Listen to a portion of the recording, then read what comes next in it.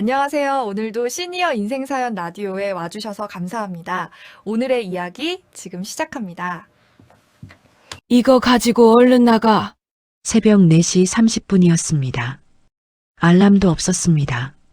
몸이 먼저 알아서 깨어났습니다.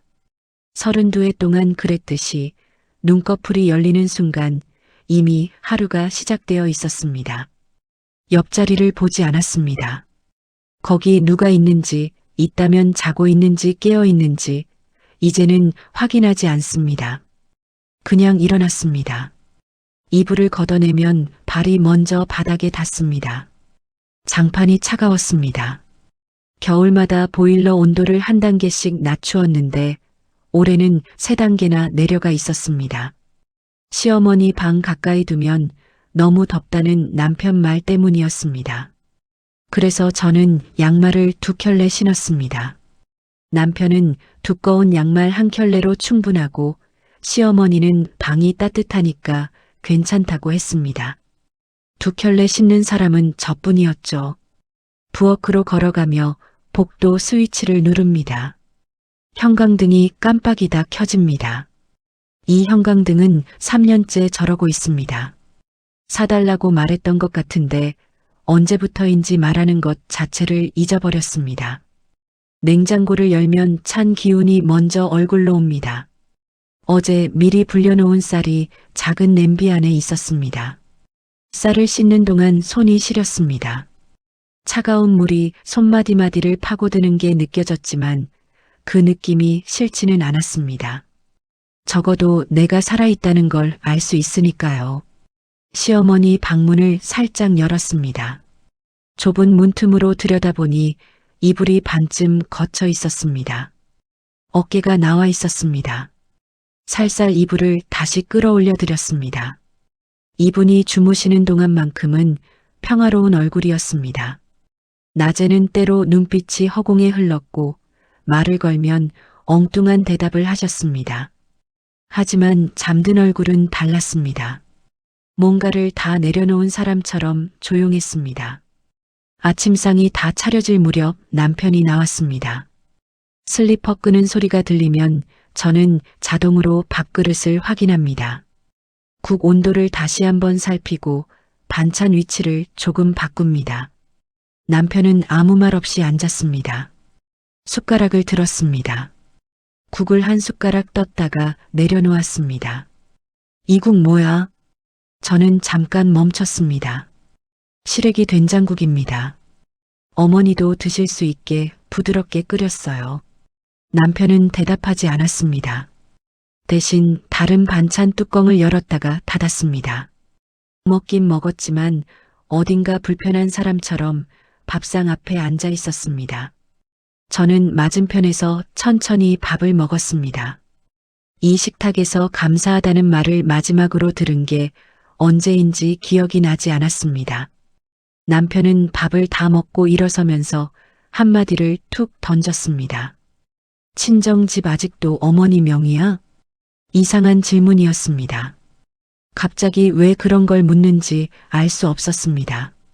저는 수저를 내려놓으며 답했습니다. 그렇죠. 왜요? 남편은 이미 등을 돌리고 있었습니다. 그냥 그게 다였습니다. 그 뒤로 아무 말도 없이 방으로 들어갔고 잠시 후 옷 갈아입는 소리가 났습니다. 저는 식탁을 치우면서 속으로 되뇌었습니다. 그냥이라고. 그냥이라는 말로 끝나는 질문치고 정말로 그냥인 경우는 많지 않다는 걸 그때의 저는 미처 알지 못했습니다. 시어머니 아침 준비를 하러 방으로 갔습니다. 약통을 꺼내 요일 칸을 확인하고 국을 작은 그릇에 따로 덜었습니다. 어머니를 일으켜 드리는데 그분이 저를 바라보셨습니다. 그 눈빛이 평소와 달랐습니다.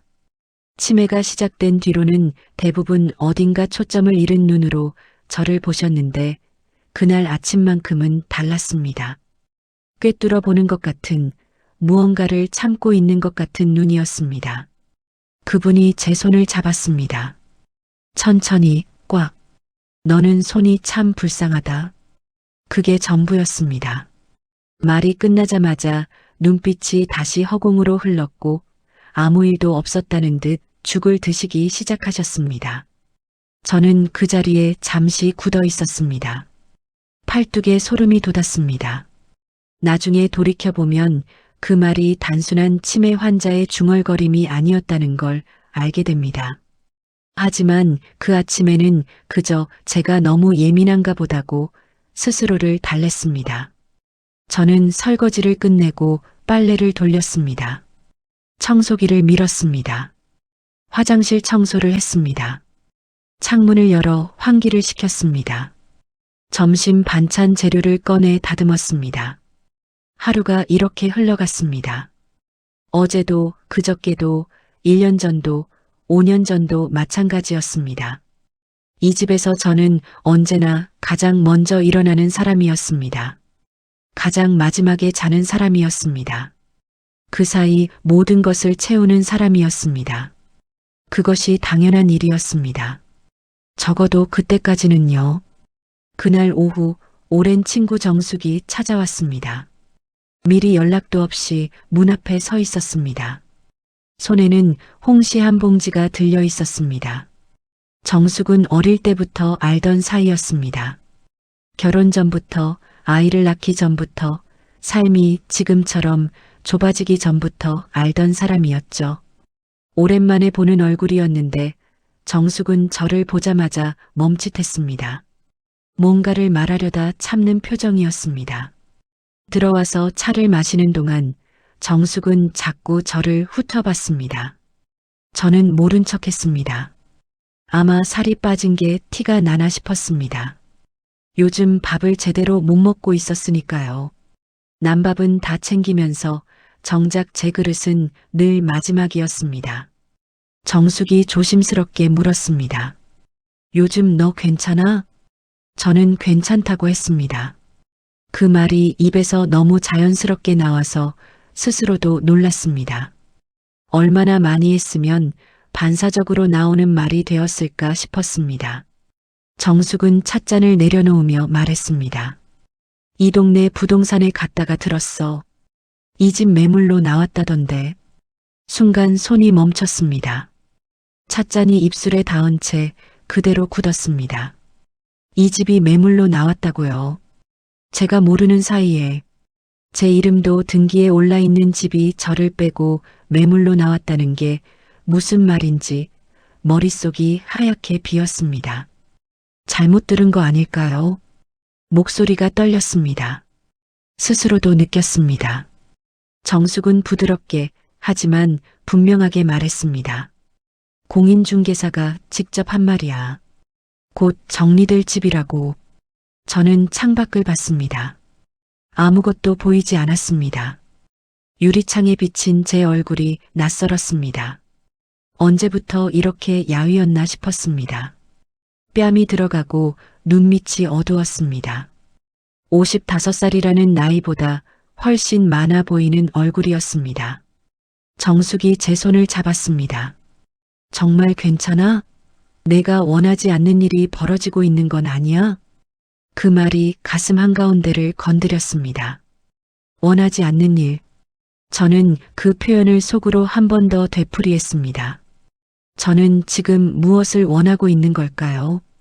오랫동안 원한다는 감각 자체를 잊고 살았는데 그 질문 앞에서 갑자기 멍해졌습니다. 정숙이 돌아가고 나서 거실에 혼자 앉아 있었습니다. 방에서는 시어머니가 낮잠을 자고 계셨고 집안은 조용했습니다. 그 조용함이 평화롭지 않았습니다. 뭔가가 묻혀 있는 것 같은, 감춰진 것들이 가득한 것 같은 조용함이었습니다. 집이 매물로 나왔다는 말을 남편에게 물어봐야 할까 생각했습니다. 하지만 물어보면 또 짜증부터 낼 것 같았습니다. 그냥이라는 한마디로 끝낼 것 같았습니다. 아침에 친정 명의를 묻던 목소리가 다시 떠올랐습니다. 건조하고 빠른 목소리. 마치 이미 계획이 있는 사람처럼. 저는 그날 처음으로 이 집에서 제가 어디쯤에 서 있는지를 생각했습니다. 32년을 살았지만 이 집이 정말 내 집이기는 한 건지, 이 식구들 안에서 저는 가족이기는 한 건지. 그 물음이 생겨나는 순간 가슴 한켠에 작고 서늘한 구멍이 하나 생겨난 것 같았습니다. 메울 수가 없는 구멍이었습니다. 누군가 이미 저 없는 미래를 그리고 있다는 느낌. 그게 두려움인지 분노인지도 아직 알 수 없었습니다. 생일 아침이었습니다. 65번째 생일이었습니다. 저는 그날도 새벽에 일어나 시어머니 죽을 끓였습니다. 미역국은 끓이지 않았습니다. 끓여봤자 같이 먹어줄 사람이 없다는 걸 알고 있었으니까요. 그냥 평소처럼 밥을 했습니다.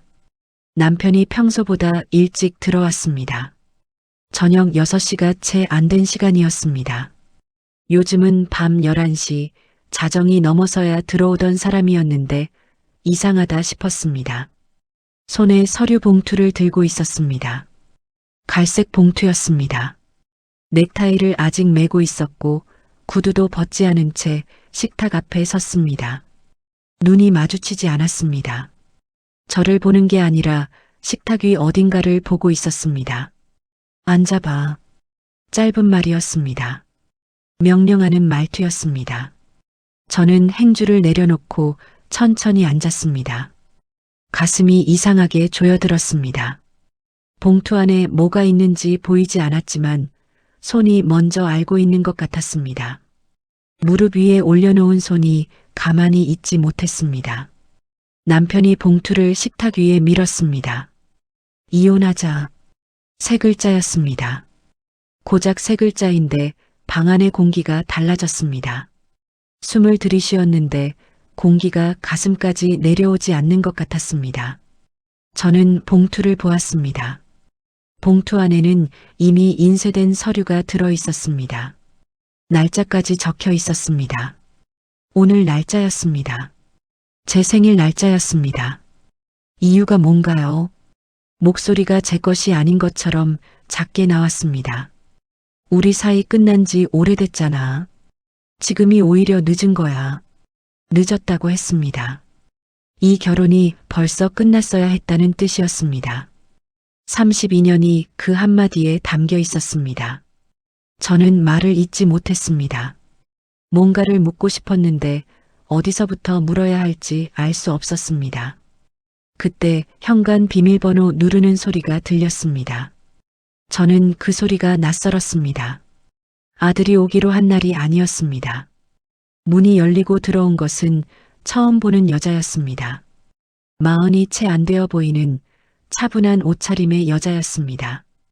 그 여자는 들어서자마자 집안을 천천히 둘러보았습니다. 제 부엌을, 제 거실을, 제가 매단 커튼을 훑쳤습니다. 주눅든 기색이 전혀 없었습니다. 생각보다 손볼 데가 많네요. 그 말이 귀를 지나 가슴으로 꽂혔습니다. 손볼 데가 많다고 했습니다. 이 집을 이미 자기 것으로 보고 있었습니다. 저는 의자에 앉은 채 그 여자를 바라보았습니다. 몸이 굳어 있었습니다. 분노인지 공포인지 모를 감각이 발끝부터 천천히 올라왔습니다. 32년이 오늘 밤 이렇게 끝나는 것이었습니다. 시어머니가 방에서 나왔습니다. 느린 발걸음이었지만 눈빛은 또렷했습니다. 거실 한가운데 서서 그 여자를 보았습니다. 잠깐 침묵이 흘렀습니다. 그러더니 시어머니가 식탁 위 화분을 집어들었습니다. 두 손으로 들어 올려 그 여자 쪽으로 던졌습니다. 화분은 빗나가 바닥에 깨졌고 흙이 사방으로 튀었습니다. 나가. 이 집에서 나가. 시어머니가 소리를 질렀습니다. 치매 환자에게서 들어본 적 없는 목소리였습니다. 쩌렁쩌렁하고 분명했습니다. 그 여자는 뒤로 물러서며 인상을 찌푸렸고 남편은 황급히 시어머니를 붙들어 방으로 밀어 넣었습니다. 문이 닫히는 순간 시어머니의 목소리가 뚝 끊겼습니다. 그 조용함이 오히려 더 무거웠습니다. 남편이 저를 돌아보며 말했습니다. 오늘 안으로 짐 싸. 더 길어지면 나도 못 봐준다. 저는 그 자리에 서 있었습니다. 두 발이 바닥에 붙어버린 것 같았습니다. 32년을 산 집에서 오늘 밤 안으로 나가라는 말이었습니다. 이불을 개고 밥을 짓고 약을 챙기던 이 공간에서 오늘 밤 안으로 사라지라는 말이었습니다. 캐리어를 꺼냈습니다. 손이 떨렸습니다. 무엇부터 챙겨야 할지 알 수 없었습니다. 옷장을 열었다가 닫았습니다. 서랍을 열었다가 멈췄습니다. 32년치 물건들이 방 안에 가득했는데 정작 들고 나가야 할 것이 무엇인지 머리가 작동을 멈춘 것 같았습니다. 그때 방문 틈으로 시어머니 목소리가 들렸습니다. 순아, 순아. 저를 부르는 소리였습니다. 남편이 막아서려 했지만 저는 방문을 열었습니다. 시어머니는 침대 끝에 앉아 낡은 보자기 하나를 두 손으로 꼭 쥐고 있었습니다. 갈색 천이 손때로 반들거렸습니다. 시어머니가 그것을 내밀었습니다. 이거 가져가. 절대 버리지 마라. 눈이 흔들리지 않았습니다. 방금 전 화분을 던지던 눈빛 그대로였습니다. 저는 아무 말 없이 그것을 받아들었습니다. 안에 뭐가 들었는지 물어볼 겨를이 없었습니다. 남편이 제 팔을 잡아당겼습니다. 현관문을 나서는 순간 계단 위에서 불어오는 바람이 뺨을 스쳤습니다. 캐리어 바퀴 소리가 복도에 울렸습니다. 뒤를 돌아보지 않으려고 했는데 발이 한번 멈칫했습니다. 저는 결국 돌아보지 않았습니다. 돌아보면 다시 들어가고 싶어질 것 같았습니다. 그리고 그 집으로 다시 들어가는 것은 이제 저를 위한 일이 아니라는 걸 몸이 먼저 알고 있었습니다. 어디로 가야 할지 몰랐습니다. 정숙 이름을 눌렀습니다. 신호가 2번 가기도 전에 받았습니다. 나 지금 나왔어. 그게 전부였습니다. 정숙은 주소를 물었고 저는 지금 있는 골목 이름을 말했습니다. 전화를 끊고 가로등 아래 섰습니다. 손에는 캐리어 손잡이와 낡은 보자기가 들려 있었습니다. 65번째 생일 밤이었습니다. 정숙의 집은 버스로 2정거장 거리였습니다. 캐리어를 끌고 버스에 오르는데 기사가 저를 힐끔 봤습니다.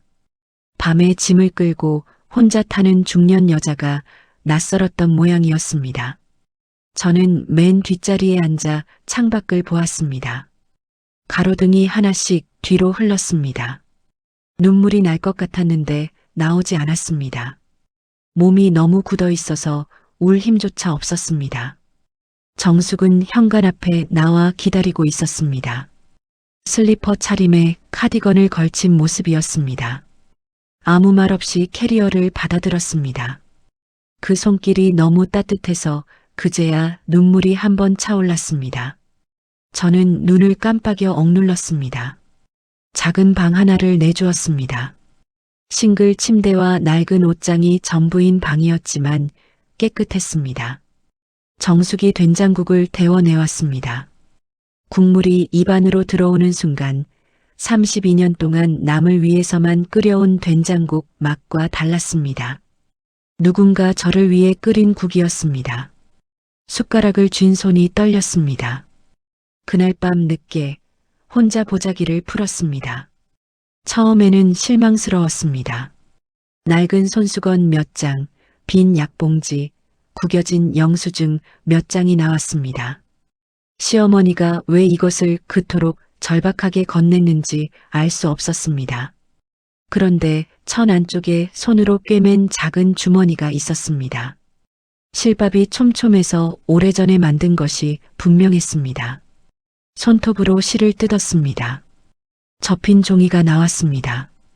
펼치는 손이 멈췄습니다. 제 이름이 적혀 있었습니다. 박순희. 분명히 제 이름이었습니다. 그 옆에는 부동산 주소와 함께 등기 이전이라는 글자가 있었습니다.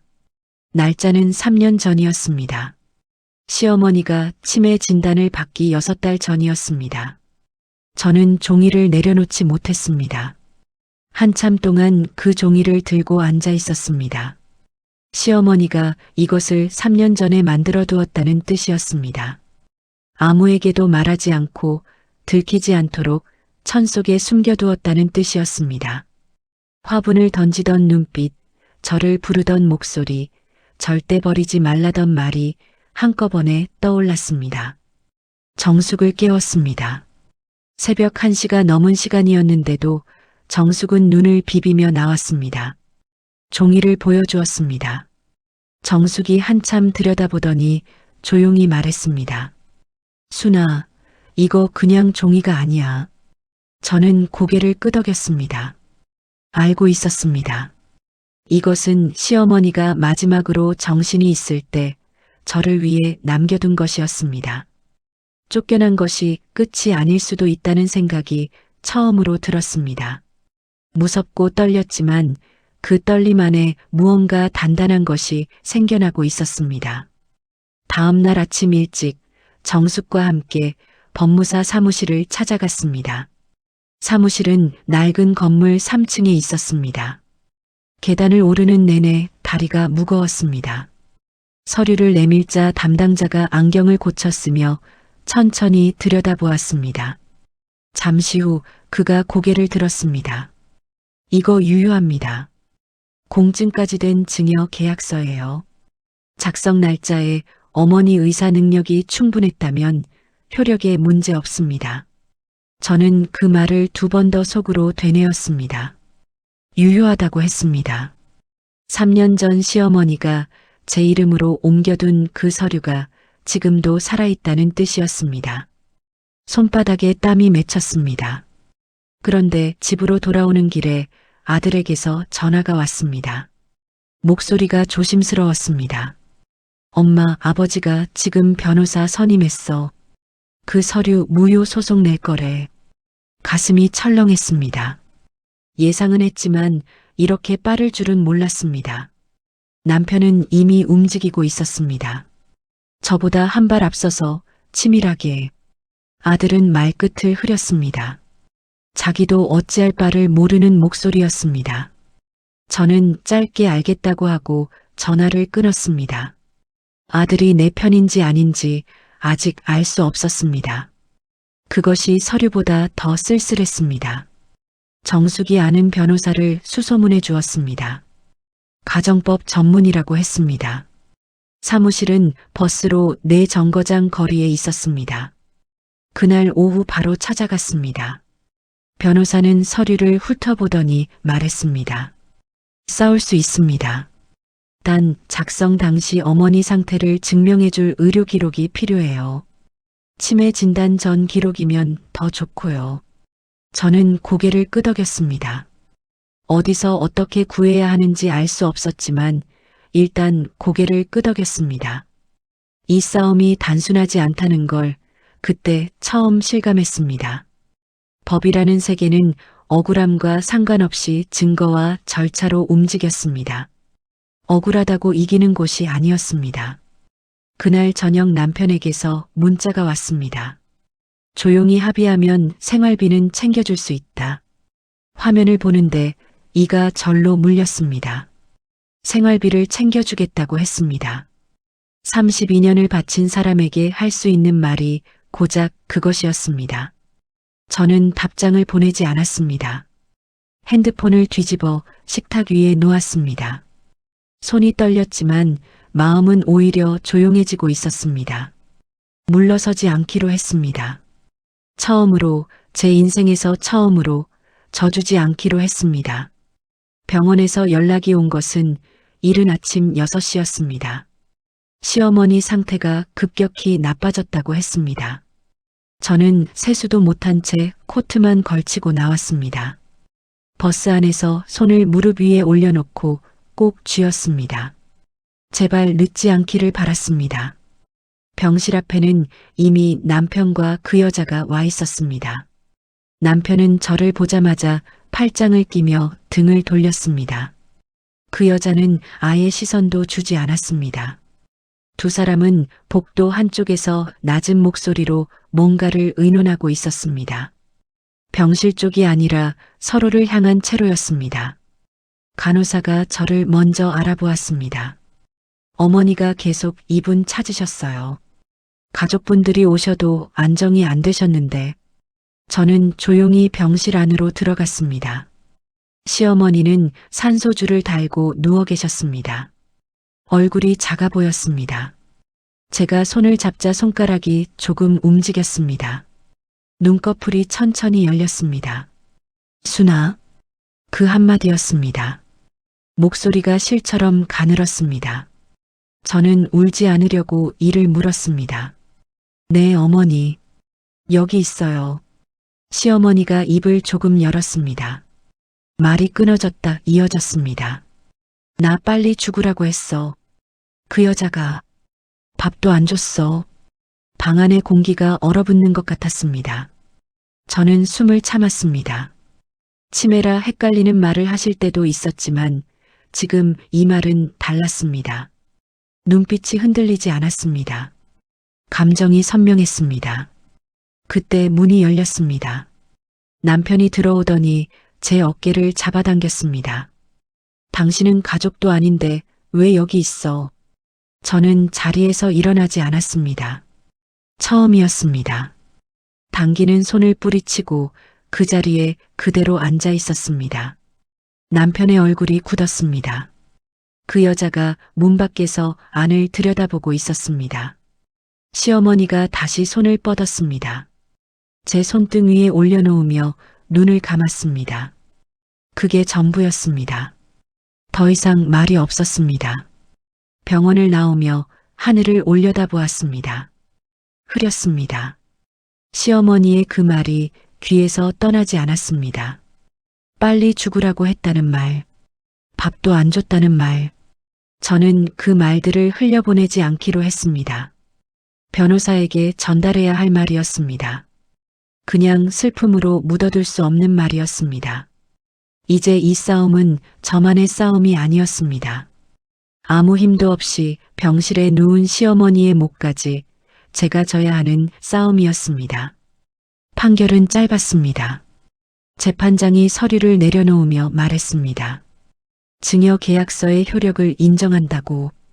작성 당시 의사 능력에 문제가 없었다는 의료 기록이 결정적이었다고 했습니다. 남편 측 변호사가 뭔가를 말하려다 멈췄습니다. 남편은 고개를 숙인 채 아무 표정이 없었습니다. 저는 울지 않았습니다. 이상하게도 눈물이 나지 않았습니다. 그냥 가슴속 어딘가에서 오랫동안 묶여있던 것이 조용히 풀리는 느낌이었습니다. 정숙이 옆에서 제 팔을 꽉 쥐었습니다. 아무 말도 필요 없었습니다. 법원 건물을 나오는데 남편이 뒤따라 나왔습니다. 목소리가 낮았습니다. 조금만 나눠줄 수 없어? 나도 이 나이에 빈손이면 어떡해. 저는 걸음을 멈추지 않았습니다. 뒤를 돌아보지도 않았습니다. 예전의 저라면 미안해했을 것입니다. 어떻게든 덜 상처 주려고 말을 골랐을 것입니다. 하지만 그날은 달랐습니다. 그에게 해줄 말이 없었습니다. 그것이 냉정함이 아니라는 걸 알고 있었습니다. 그냥 더 이상 그의 무게를 제가 들고 다니지 않아도 된다는 뜻이었습니다. 시어머니가 돌아가신 것은 판결이 나기 열흘 전이었습니다. 마지막으로 제 손을 잡고 눈을 감으셨습니다. 장례는 조용하게 치렀습니다. 저는 상주도 아니었고 가족도 아니었지만 끝까지 자리를 지켰습니다. 누군가는 지켜야 한다고 생각했습니다. 봉안당에는 판결이 난 다음 주에 찾아갔습니다. 흰 국화 한 다발을 들고 갔습니다. 사진 속 시어머니는 젊었습니다. 웃고 있었습니다. 저는 꽃을 내려놓으며 조용히 말했습니다. 이겼어요, 어머니. 덕분에요. 대답은 없었습니다. 하지만 그 자리가 따뜻하게 느껴졌습니다. 착각인지 몰라도 그 온기가 좋았습니다. 가게는 석 달 전에 문을 열었습니다. 반찬 가게였습니다. 12평짜리 작은 공간이었습니다. 간판에는 제 이름을 넣었습니다. 순인의 반찬. 손님들이 드나들면서 자연스럽게 부르기 시작한 이름이었습니다. 아침마다 제가 먼저 문을 열었습니다. 예전처럼 새벽에 일어났지만 이제 발걸음이 달랐습니다. 내 가게로 걸어가는 발이었습니다. 아들이 처음으로 가게에 찾아온 날 문 앞에서 한참을 서 있었습니다. 들어오지 못하고 간판만 올려다보고 있었습니다. 저는 먼저 손짓했습니다. 들어오라고. 아들이 쭈뼛거리며 들어와 카운터 앞에 앉았습니다. 아무 말도 하지 않고 제가 담아준 반찬을 먹었습니다. 다 먹고 나서 그가 말했습니다. 맛있다, 엄마. 저는 고개를 끄덕였습니다. 그것으로 충분했습니다. 용서도 화해도 아직은 이른 말이었습니다. 하지만 그 한마디가 긴 침묵의 끝에 있는 작은 문 하나를 조심스럽게 두드리는 소리처럼 들렸습니다. 그날 밤 처음으로 알람을 맞추지 않고 잠자리에 들었습니다. 내일 몇 시에 일어나도 괜찮았습니다. 아무도 기다리는 사람이 없었습니다. 저 말고는요. 오랫동안 잊고 있었던 그 자유가 이불 속에서 천천히 온몸으로 퍼졌습니다. 오늘의 이야기 어떠셨나요? 이 가족에게 하고 싶은 말씀이 있으시면 여러분의 생각을 댓글로 편하게 나눠주세요. 이 아름답고 따뜻한 이야기가 널리 알려질 수 있도록 공유해 주신다면 여러분의 일상에도 기분 좋은 행운이 찾아올 거예요. 오늘도 감사합니다. 시니어 인생 사연이었습니다.